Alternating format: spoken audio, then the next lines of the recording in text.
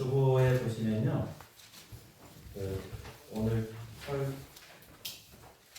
여기에 보면 지도가 있어요. 이 지도를 올려다 드렸습니다. 그래서 여기 안디옥이 있죠. 여기 밑에 오른쪽에 있는 안디옥이 수리아의 안디옥이에요. 시리아에 있는 수리아 안디옥 또는 시리아에 있는 안디옥입니다. 그리고 여기 가운데로 가다 보면은 위에 보니까 맨 위에 비시디아 안디옥이 있잖아요. 그래서 오늘 나오는 장면은 비시디아 안디옥이에요. 그리고 여기에서 일이 끝나고 그 밑에 있는 이고니온으로 가는 거예요. 그래서 우리가 지난주에 구브루 섬 있죠. 구브루. 구브루 섬을 키프로스라고 부르기도 하고 지금은 그런데 지금 현재 지도의 진영은요 사이프러스예요. 사이프러스. 다 같은 진영이에요. 구브루, 키프로스, 사이프러스. 이게 다 같은 한 섬을 얘기하는 겁니다. 그래서 이 구브루 섬이 누구의 고향이라고요? 바나바의 고향이에요. 바나바의 고향. 처음에 여기 끝에 있던 사람이 거기 항구에서 여기 왼쪽 아래에 바보라는 지역에 총독이 있던 그 지역 행정 수도에 가서 복음을 전한 후에 그들이 어디로 갑니까? 이와 같이 피시디아 안디옥으로 가서 말씀을 전하게 되는 그러한 장면을 우리가 오늘 보게 되는 거예요. 그래서 앞으로 사도 바울의 전도 여행의 과정을 상세히 알고 나중에는 이제 이 지도를 보면은 사도 바울이 이렇게 움직였지. 그래서 우리가 그 성령의 인도하심을 따라서 복음을 전한 그 과정과 또 그곳의 역사를 잘 알게 되면은 나중에요. 특히 바울의 서신들, 이 편지들 있잖아요. 로마서도 그렇고 그 이외에 있는 많은 복음서들이 우리가 읽을 때 바울이 지금 여기에서 이 편지를 쓸 때 상황이 어땠구나. 그리고 그것을 원래 공부할 때 어떠한지를 이게 머릿속에 들어오면요. 그 다음에 이 말씀이 더욱더 새로워지는 거예요. 마치 여러분이 옛날에 연애 편지든 뭐든 그걸 한번 펼쳐보세요. 그러면 남들은 읽으면 그 내용을 읽지만 그걸 쓸 때 자기의 마음과 그때의 상황을 아시고 있잖아요. 그럼 어때요? 그 내용을 아는 것이 굉장히 풍성해질 수 있잖아요. 그래서 우리가 이 사도행전을 통해 가지고 앞으로 전에도 여러분이 개인적으로 읽고 공부하시면 했겠지만은 우리 모두가 함께 알면서 이와 같이 우리도 우리의 발걸음과 또 우리가 나아가는 길이 성령의 인도하심 따라서 복음을 전하는 그런 귀한 길에 쓰임 받기를 원합니다. 자, 그래서 먼저는 그 13절부터 25절까지의 굉장히 중요한 장면이 나옵니다. 13장 13절부터 25절까지 해서 이 사도 바울이 설교를 해요. 설교를. 또 회당에서 설교합니다. 그러면서 이스라엘 역사를 차근차근 되짚어주는 그러한 장면이 나옵니다. 그래서 17절 보면은 이스라엘 백성의 하나님이 우리 조상들을 택하시고 이게 택함 받은 백성이에요. 택함 선민들 택하시고 애굽 땅에서 나그네 된 그 백성을 높여 큰 권능으로 인도하여 내사. 여기부터 해서 출애굽부터 시작되어지는 이스라엘 역사를 언급하면서 그 이후에 어떻게 예수 그리스도까지 오게 되었는지를 설명해 주고 있어요. 그래서 먼저는 25절까지 해서 17절에 애굽에서 건져내 주시고 18절은 광야에서 인도하시면서 그 변덕 같은 이스라엘 백성을 참아주시고 용서하시고, 그리고 19절에 가니까 가나안 7족속을 물리치며 우리가 지금 여호수아 새벽기도 때 하잖아요. 그 여호수아에 나오는 그 내용을 말합니다. 그 다음에 20절은요. 사무엘 선지 사사까지 그 사사와 또한 사무엘을 통해서 왕을 주신 그러한 일. 그래서 22절 가세요. 22절에 누가 나와요? 21절에 사울이 나오고 22절에 다윗이 나와요. 그래서 다윗까지 이제 이어지는 이 역사를 먼저 설명하고 있습니다. 그런데 이 역사의 흐름이 누구를 향해서 가고 있느냐?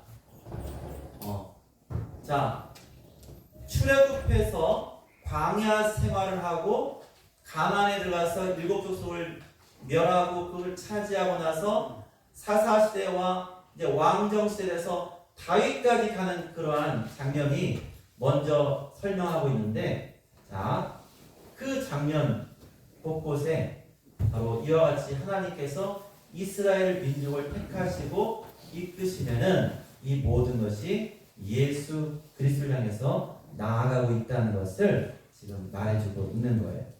그래서 바울이 말하고자 하는 중심이 바로 이거예요.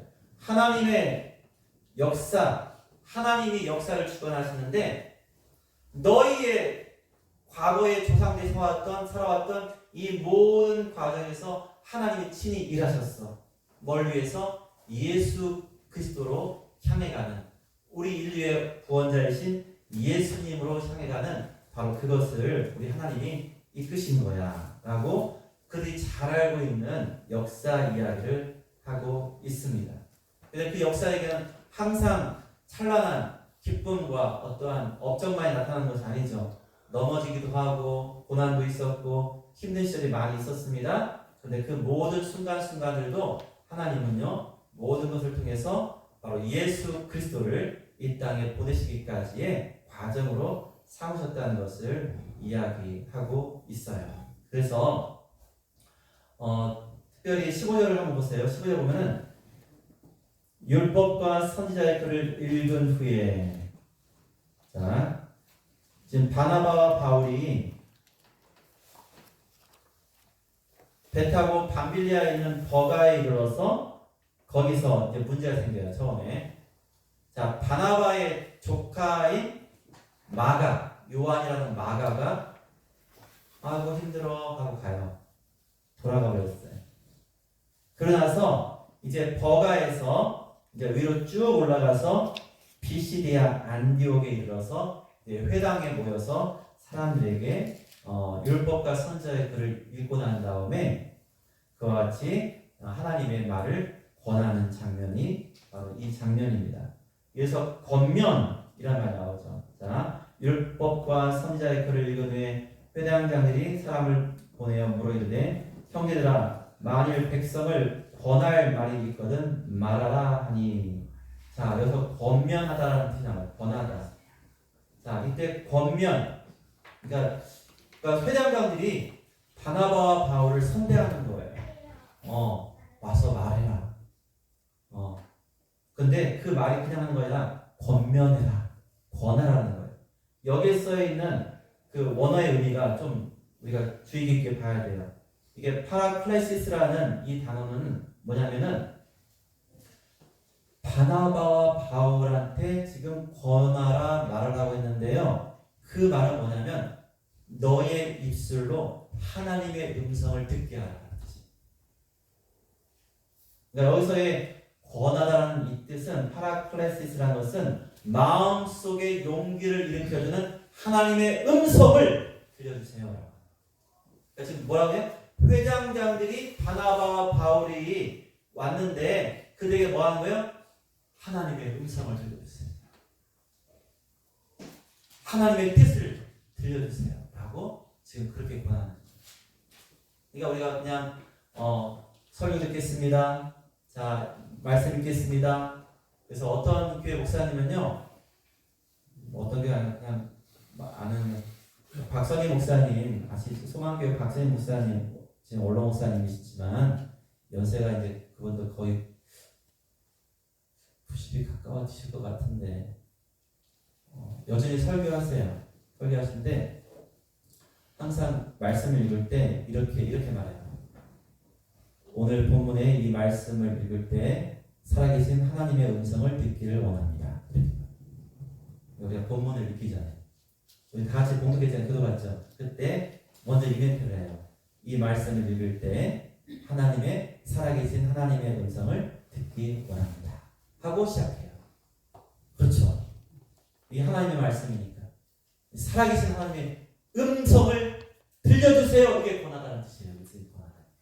그냥 그 말을 모르면 뭔가 좀 사람들한테 말해달라. 여러분, 일반적인 그러한 세상적인 말이 아니라 하나님의 음성을 들려주세요. 그래서 단지 역사를 설명하고자 하는, 다 알고 있는 역사를 그냥 쭉 울프라는 것이 아닙니다. 그 역사 속에서 하나님이 우리에게 주시는 음성이 무엇인지 바로 그것을 들려주세요. 그러니까 이 회당장들이 저는 훌륭한 것 같아요. 그러니까 회당 한 사람이 아닌 거예요. 그 지역에 여러 회당이 있단 말이에요. 근데 그 회당장들이 모인 거예요. 모여서 이거를 바나바와 바울한테 요청을 한 겁니다. 요청을. 하나님의 음성을 들려주세요.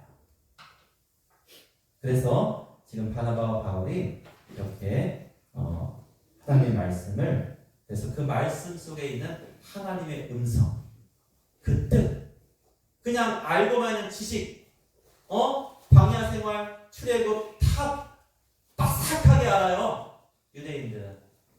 그런데 그냥 그것이 지식으로만 있으면은 그냥 하나님은 존귀하고 하나님은 영화롭다, 하나님 우리를 인자하게 인도하셨다, 거기까지는 다 알아요. 그거 모르는 유대인들은 없어요. 그런데 모르는 게 있어요. 뭐예요? 바로 그와 같은 역사를 통해서 하나님이 뜻하신 것이 뭐다? 예수 그리스도께로 향하고 있었다는 거예요. 그 모든 역사가. 지금 그것을 사도 바울이 말하고 있는 거예요.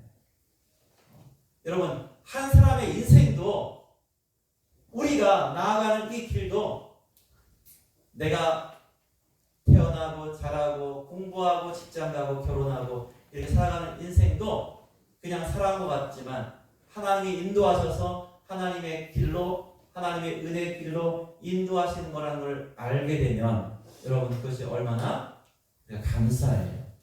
그리고 내가 가장 힘들 때 우리 주님이 나를 더욱더 강하게 붙드시고 인도하셨다, 이렇게 될 때 얼마나 기쁨이 있어요. 그렇죠? 그래서 우리가 모래 위에 발자국, 그런 거 있잖아요. 그래서 어떤 한 친구가 주님과 함께 대화를 합니다. 주님과 함께 쭉 걸어가고 있어요. 그런데 뒤를 쳐다보니까 저기는 발자국이 두 사람 발자국이고 한 사람 발자국이에요. 그래서 물었어요. 그때 예수님이 뭐라고 해요? 저때 네가 너무 힘들어서 내가 너를 안아주었다 라는 거예요. 그렇습니다. 우리가 살아가는 인생도 주님이 함께 동행하시는 것을 우리가 기억하고 또한 깨닫는 것이 얼마나 귀한지 몰라요. 그런데 특별히 유대인들에게, 그들이 잘 알고 있는 그 역사를 통해서 하나님께서는 예수 그리스도께로 향하는 이와 같은 역사였다는 것을 알려주는 거예요. 이스라엘 역사가 보면요, 얼마나, 여러분 보세요, 광야에서도 얼마나 불평이 많아요. 불평 많아요. 또 사사시대 때 얼마나 일들이 많습니까? 사사시대 때 왜 그들이 그렇게 수많은 고난을 당해요? 하나님을 멀리하고 우상 숭배하니까 하나님이 주변 국가를 들어가지고 채찍으로 삼으신 거 아니에요? 그러니 그들의 역사는요, 사실 내놓을 게 없어요. 인간들만 보면요, 이거 완전히 오합지졸의 지대공상이에요. 제대로 믿는 바가 없어요. 너무나. 그런데 그렇게 깨지고 흠이 많은 이 사람들을 하나님은 어떻게 했어요? 끝까지 붙드셨다는 거예요. 그들이 하나님을 버리고 떠나서 우상 숭배할 때도 하나님은 그들을 포기하지 않으셨다는 거예요. 여러분, 혹시 집에서, 우리 자매님들 집에서 그 그릇이나 또는 컵 깨지면 어떻게 하세요? 우리나라 사람은 요즘에 그냥 버려버리죠? 버리잖아요. 그렇죠? 우리나라는 버려요, 보통. 그런데 이것도 보여드리기도 그렇고, 자, 그 일본 사람들은 그 깨진 도자기나 그릇을 버리지 않아요. 뭐다 쓰려고? 자, 그거요. 저 뜻은 뭐예요? 킨치키라는 기법이 있어요. 그래서 깨진 그릇을 잘 붙이고 금으로 입혀가지고 아름답게 만드는 그런 공해가 있어요. 그래서 깨졌으니까 흠이 생겼잖아요. 근데 그 흠이 있는 그 자리를 뭘로요? 금박으로 입혀요. 그럼 나중에 그것이 어떻게 해요? 그 깨진 자국을 따라서 금이 입혀지니까 그 모든 깨진 걸 다 결합시키고 나서 금박을 입혀서 딱 보니까요, 멋진 작품이 나옵니다. 그걸 킨즈키라는, 실제 있어요. 여러분 가서 한번 보세요. 예. 사실은 그 동영상이 있는데 그걸 킬까 말까 하다가 그냥 생각했습니다. 여러분, 그래서 일본 사람은 그와 같이 깨졌었는데 그걸 다시 붙여가지고 내놓잖아요. 가격이 더 높아져요. 중요한 게 있습니다. 그렇죠, 그렇죠. 뭐 그런데 아무렇게나 하면 안 되고 제대로 된 그 장애인이 장인이 해야 되는 거야.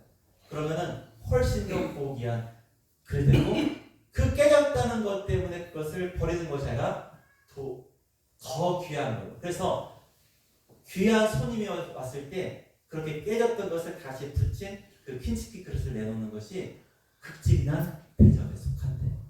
여러분, 우리는 손님 왔는데 깨진 그릇 내놓으면 나를 뭘로 볼까? 중국 사람들 깨진 거 제일 귀하게 해요.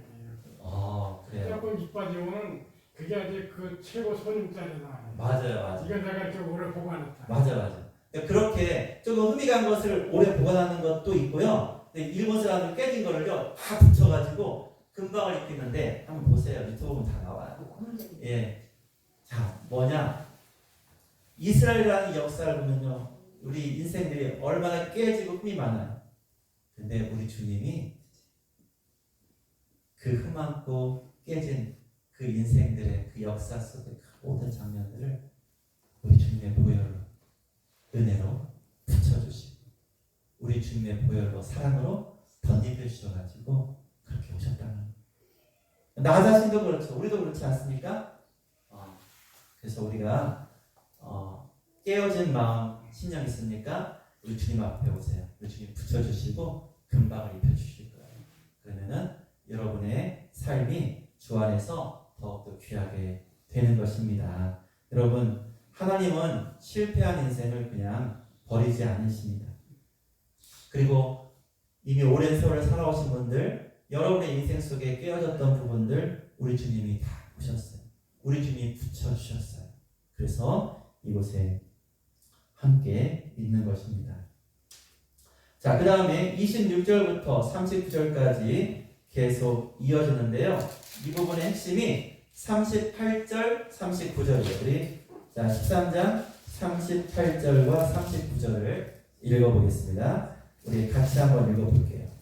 자, 13장 38절, 39절 시작. 그러나 형제들아, 너희가 알 것은 이 사람을 입어 죄사함을 너희에게 전하는 이것이며, 또 모세의 율법으로 너희가 의롭다 하심을 얻지 못하던 모든 일에도 이 사람을 힘입어 믿는 자마다 의롭다 하심을 얻는 이것이니라. 예, 이 사람은 누구예요? 예수님이, 예수님.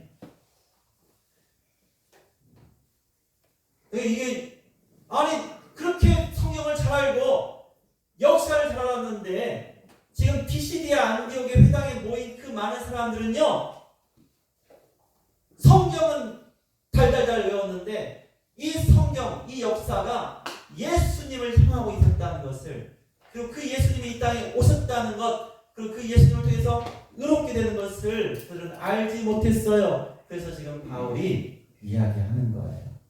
이 사람을 힘입어 죄사함을 얻게 되는 것을 전한다. 너희가 의롭게 된다 라고 말하고 있어요. 여러분, 예수 믿고 의롭게 되는 것을 어려운 말로는 칭의라고 해요. 칭의, 의롭다, 불러주시는, 칭한다는 거, 의롭다고 칭하시는 거죠. 그럼 이 의롭다는 게 뭐예요? 이 용어가 있어요. 이거는 법적 용어였어요. 그냥 저 사람 참 의로워, 의인이야, 그럼 이렇게 우리가 말하는 그 표현이 아니에요. 여기서 의롭다는 표현은요, 뭐냐면 저 사람은 뭘까요? 무죄, 죄가 없다.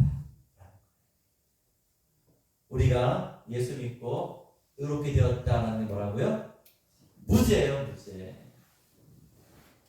그럼 무죄가 얼마나 귀한 건지 아세요? 제가 다 졸으시니까 많이 졸으시네. 제가 엉터리 사기치는 목사가 CGN TV에 나와서 거기에 그 간증하는 프로그램이 있어요. 거기에 나와가지고 자기가 미국 군목이면서 뭐 이제 이슬람 개종해가지고 이렇게 됐다고 막 하는데 그 사람이 놀랍게도 제가 담당하는 교회에 온 거예요. 부인이 먼저 왔어요. 그 부인은 한국 사람, 그 사람은 아프리카 수단 사람. 군목이 아닌데, 군목은요 미국 영주권자 이상이에요. 영주권자 시민권자가 군목이 될 수 있어요. 수단 사람은요 영주권이 없기 때문에 군목이 될 수가 없어요. 근데 그렇게 거짓말 치는 거예요. 우리나라 사람은요 얼굴 검든 하얗든 외국 사람이라 영어를 좀 하잖아요. 한국말 좀 하잖아요. 우리 사람들은 그런 거에 막 한 번 죽어. 그거 다 믿나 봐요. 그러니까 완전 거짓말을 하는 거예요. 거짓말. 제가 그래서 그거 내리라고. 거짓말이라고. 이 사람 군모가 아니라고. 이 사람 우리 교인인데. 왜 교인이라니까요? 제가 그렇게 하다가 명예훼손죄로 고소를 당했어요. 그 무죄를 받았어요. 1심 평택에서 2심 수원 고등법원에서 해서 무죄가 확정됐어요. 얼마나 여러분 아무것도 아니 그냥 검사가 내용을 쫙 읽고 검사들은요 요즘 검사 말이 많지만 제가 뭐 그거에 비슷하냐 이렇게 보고요 그냥 할 것 같으면 전부 다 약식 명령 해가지고 100만 원 벌금 내라는 거예요. 제가 그냥 100만 원 벌금 내면 끝나요. 그 100만 원 벌금 내면 아무것도 아니에요. 제가 목회하고 뭐하는데 아무런 지장 없어요. 근데 아닌 게 어떻게 그 아닌 거를 내가 그러면 죄를 인정하고 돈을 내라는 거예요. 그래서 재판을 신청한 거죠. 그 재판장이 처음에 1심 법원도 무죄, 2심 법원도 무죄. 왜냐하면 그 사람이 그렇게 방송 나와가지고 자기가 목사고 막 이스라엘에 개종한 사람이고 또 이렇게 막 한국 여자랑 결혼해가지고 이렇게 됐다고 하면은 여러분들 오라고 하겠죠? 그럼 뭘 받겠어요? 여기 우리 교회 와서 한번 설교하고 돈 받고 이러고 다니려고 한 거예요. 여러분 놀라지 마세요. 그 사람이 뭐냐면 그거 나오기 4년인가 5년 전에 여러분 SBS 이웃집 찰스 알아요? 거기에 나와요. 엠마라고. 거기서는 다른 한국 여자랑 부부로 나와요. 근데 그 사람하고 이혼하고 새로운 여자랑 만나가지고 우리 교회에 온 거예요. 그리고 자기가 목사라고 하고 다니는 거예요. 근데 그거를 방송국에서 그냥 배워보네요. 제가 아니라고 해도 저한테 뭐라고 하는지 아세요? 목사님 할 일이 없으세요?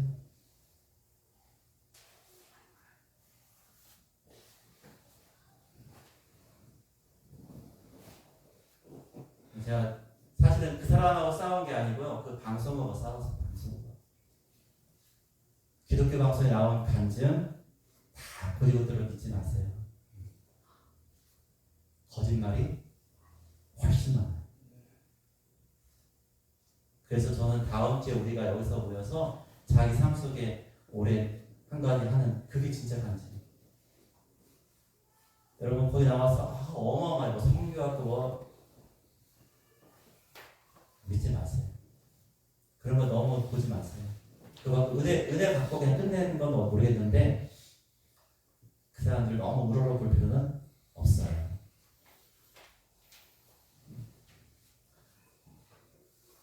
정말 여러분 의롭다가 뭐라고요? 무죄! 무죄! 여러분 죄가 없대요. 어떤 죄예요? 바로 여기 말하는 죄는 어떤 죄냐면 지옥 가는 바로 그 죄.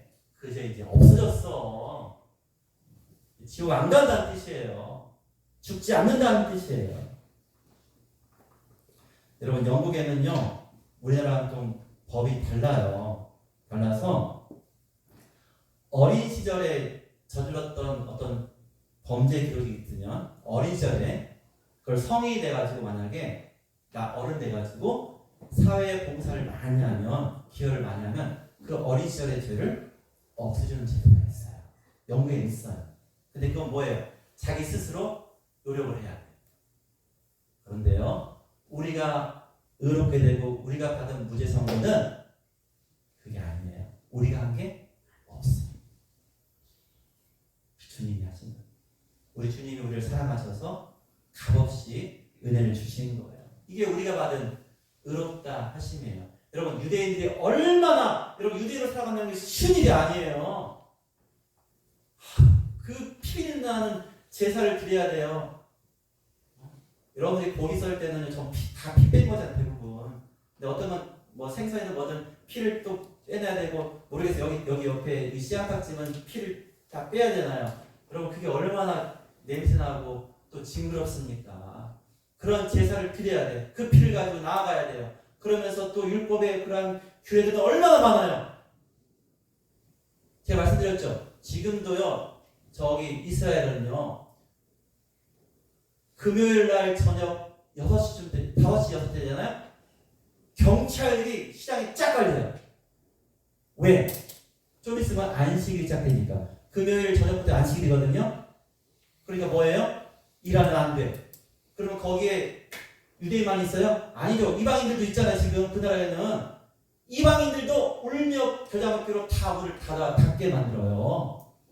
얼마나 여러분 철저한지 몰라요. 그 사람들. 그러니까 유대인으로 사는 게 쉬운 일이 아닙니다. 그러니까 그 사람들은요. 우리가 이렇게 많이 행해야 되고 많은 것을 이렇게 지켜야 되는 이러한 상황들이 그들도 쉽지 않은 인생 그런 삶이었는데 아니 지금 사도 바울이 뭐라고 해요? 이 사람 너희가 버려서 십자가에 못 박았던 바로 그 예수가 하나님이 우리를 구원하시기 위해서 보내신 독생자, 구세주, 메시아 그리스도시다라는 것을 말하니까 그들이 놀라게 되는 거예요. 그러니까 어떤 게 뭐예요? 과거의 율법의 아래에서 눌려왔던 모든 짐을 털어버리는 여러분 이건 이로 말할 수 없는 거예요. 보통 이방인들이 예수를 만나는 것하고 유대인들이 예수를 만나는 것하고요 천지 차이예요. 그들의 느낌이. 우리가 생각해봐요. 그 모든 억눌렸던 그 율법을 통해서 살아가야 되는 어떠한 그 짓눌림이요 어마어마했는데 그 모든 것을 우리 주님께서 덜어주시는 수고하고 무거운 짐진 자 중에 가장 대표가 바로 유대인입니다. 어쩌면 그들은 정말 율법의 짐이 무거웠어요. 왜 그렇게 했어요? 그때 바리새인과 사두개인들과 서기관들이요 그렇게 많은 것들을 정해놨어요. 거기다가 율법에 없는 것까지 더해서 시켰어요. 더. 그런데 사도 바울이 선언하는 거예요. 당신은 예수로만 말미암아서 그 이름만 믿으면 의롭다, 무죄다라고 말씀해주고 있어요.